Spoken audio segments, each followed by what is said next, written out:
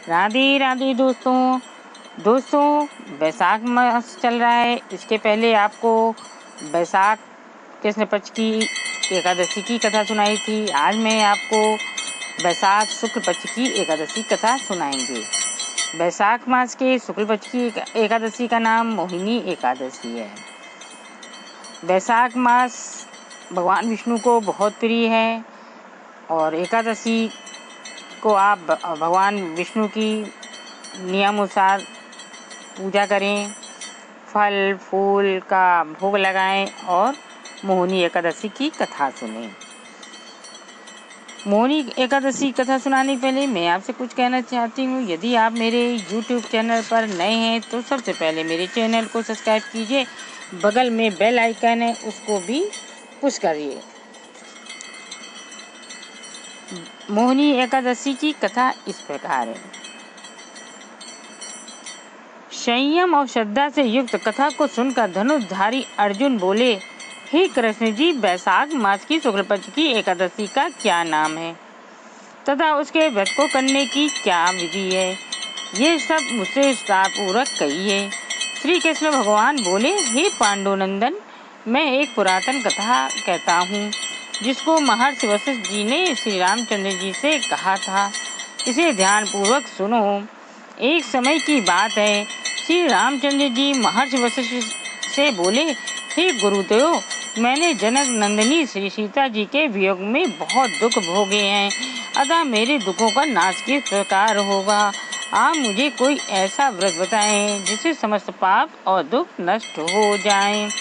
महर्षि वशिष्ठ जी बोले, हे श्री राम, आपने बहुत सुंदर प्रश्न किया है। आपकी बुद्धि अत्यंत शुद्ध और पवित्र है। आपके नाम के स्मरण मात्र से ही मनुष्य पवित्र हो जाता है। आपने लोक हित में ये बड़ा ही सुंदर प्रश्न किया है।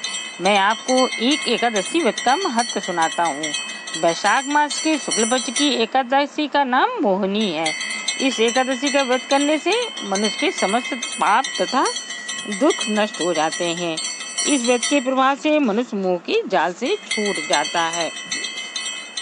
अतः हे राम, दुखी मनुष्य को इस एकादशी का व्रत अवश्य करना चाहिए। इस व्रत के करने से मनुष्य के समस्त पाप नष्ट हो जाते हैं।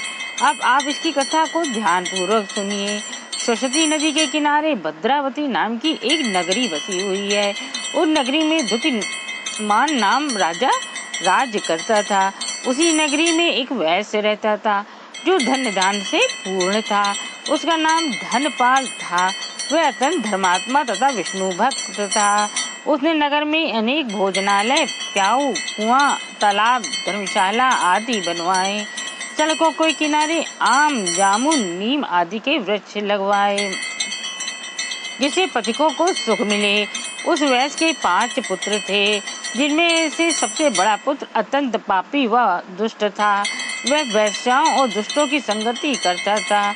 इससे जो समय बचता था उसे वह जुआ खेलने में व्यतीत करता था।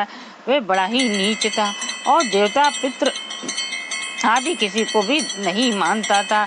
अपने पिता का अधिकांश धन वह बुरे व्यसनों में ही व्यय किया करता था। मद्यपान तथा मांस का भक्षण करना उसका नित्य का कर्म था। जब काफी समझाने बुझाने पर वह सीधे रास्ते पर नहीं आया तो दुखी होकर उसके पिता, भाइयों तथा कुटुंबियों ने उसे घर से निकाल दिया और उसकी निंदा करने लगे। घर से निकलने के बाद वह अपने आभूषणों तथा वस्त्रों को बेच कर अपना गुजारा करने लगा। धन नष्ट हो जाने पर वेश्याओं तथा उसके दुष्ट साथियों ने भी उसका साथ छोड़ दिया। जब वह भूख प्यास से दुखी हो गया तो उसने चोरी करने का विचार किया। रात में चोरी कर के अपना पेट पालने लगा। एक दिन वह पकड़ा गया, परंतु सिपाहियों ने वैश्य का पुत्र जानकर छोड़ दिया। वह दूसरी बार फिर पकड़ा गया, तब सिपाहियों ने भी उसका कोई लिहाज नहीं किया और राजा के सामने प्रस्तुत करके उसे सारी बात बताई। तब राजा ने उसे कारागार में डलवा दिया। कारागार में राजा के आदेश से उसे बहुत दुख दिए गए। अंत में उसे नगर छोड़ने को कहा गया। वह दुखी होकर नगरी को छोड़ गया और जंगल में पशु पक्षियों को मारकर पेट भरने लगा। फिर बहेलिया बन गया और धनुष बाण से पशुओं और पक्षियों को मार मार कर खाने और बेचने लगा। एक दिन वह भूख और प्यास से व्याकुल होकर भोजन की खोज में निकल पड़ा और कौटिल्य ऋषि के आश्रम में जा पहुंचा। इस समय बैसाख का महीना था। कौटिल्य ऋषि गंगा स्नान करके आए थे। उनके भीगे वस्त्रों के छींटे मार से उस पापी को कुछ बुद्धि प्राप्त हुई।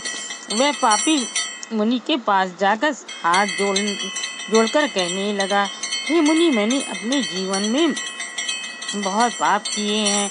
आप उन पापों से छूटने का कोई साधारण और बिना धन का उपाय बतलाइए। तब ऋषि बोले, तू ध्यान देकर सुन।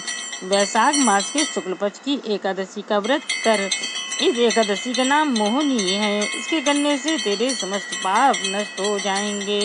मुनि के वचनों को सुनकर वह बहुत प्रसन्न हुआ और मुनि की बतलाई हुई विधि के अनुसार उसने मोहिनी एकादशी का व्रत किया।